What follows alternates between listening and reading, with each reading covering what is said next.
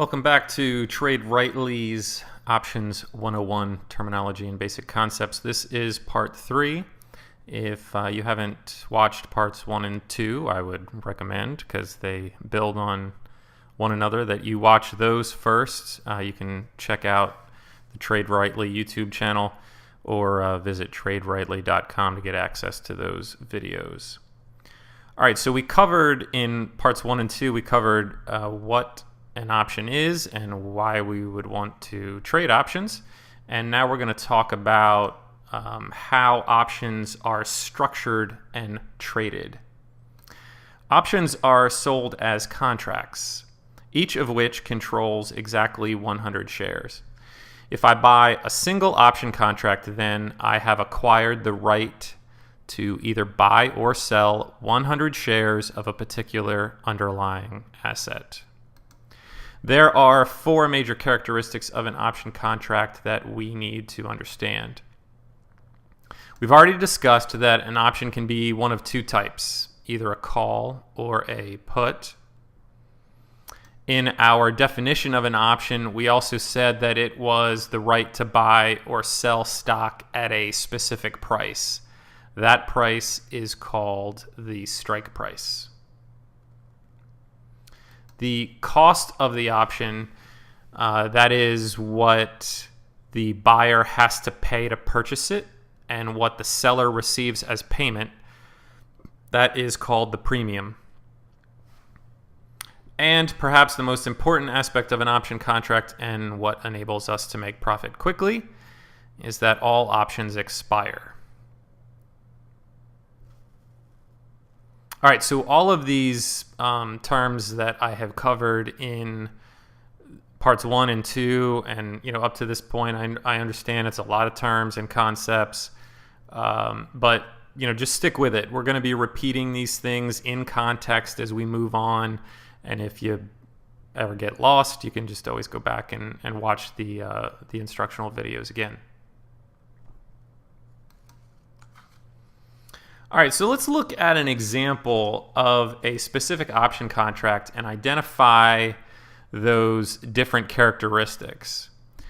This is the format of how an option contract is designated. The first component of the underlying, the first component is the underlying's ticker symbol.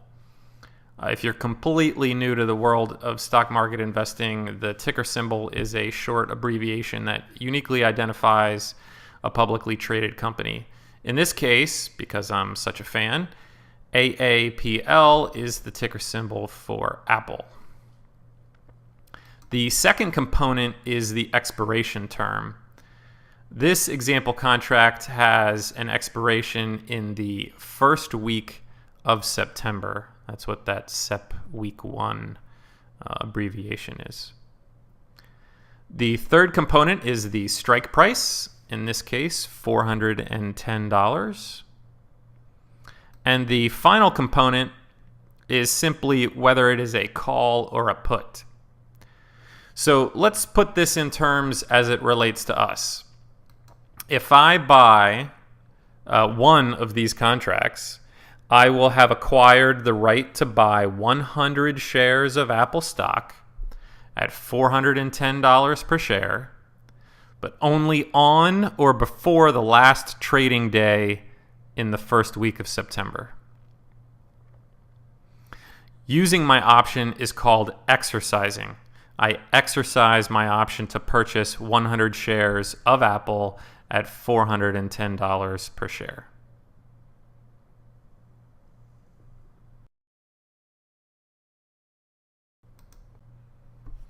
Okay, here's another example. I've highlighted the things that have changed.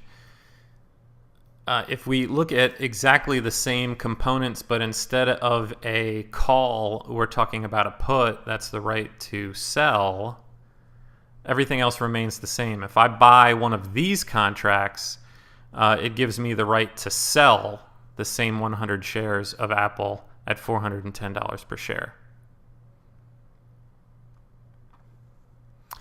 Now, these first 2 examples have both been if I'm the buyer, and something I haven't really talked about up to this point is, what if you are the seller of an option? There is, for every option, there is both a buyer and a seller. So let's take a look at from the seller's perspective, and I've gone back to my first example where I was using the call. So instead of buying one of these, if I sell one of these contracts, it gives me the obligation to sell 100 shares of Apple at $4.10 per share. So this is just the other side of the transaction.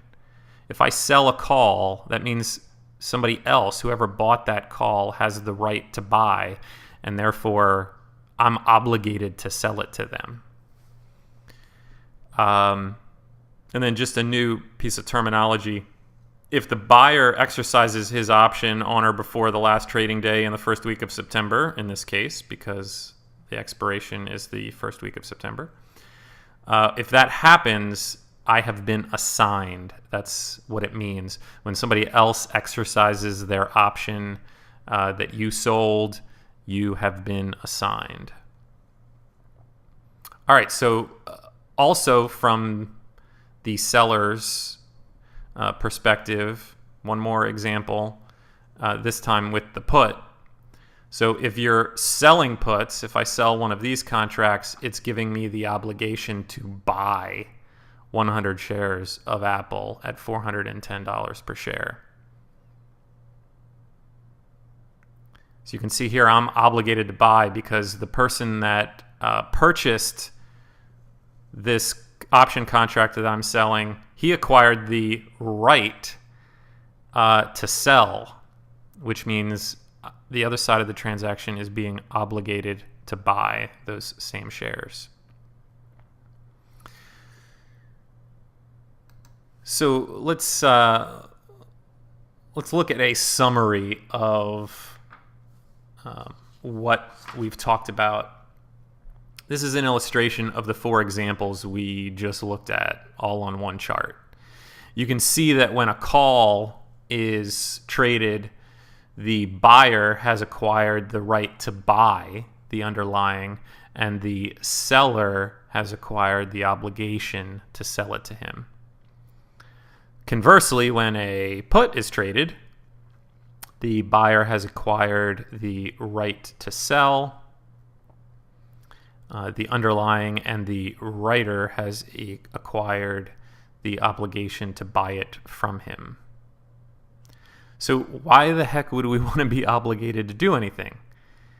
The short answer is that it's very profitable, but we're going to get into that later. We have just a few more terms we need to define, all related to your position. When we either buy or sell an option, we then have an open position. To close the position, we have to complete the reverse transaction to the one that opened the position. If we bought an option to open our position, we'd have to sell that same option to close our position. On the other hand, if we sold an option to open our position, we'd have to buy that same option back to close the position. Position is also closed automatically when an option expires, because at that time it ceases to exist. All right, so buying to open a trade is a long position. Selling to open a trade is a short position. So getting into a trade by either buying or selling an option is opening a position. Getting out of a trade by doing the reverse is closing a position. Buying to open is long, and selling to open is short.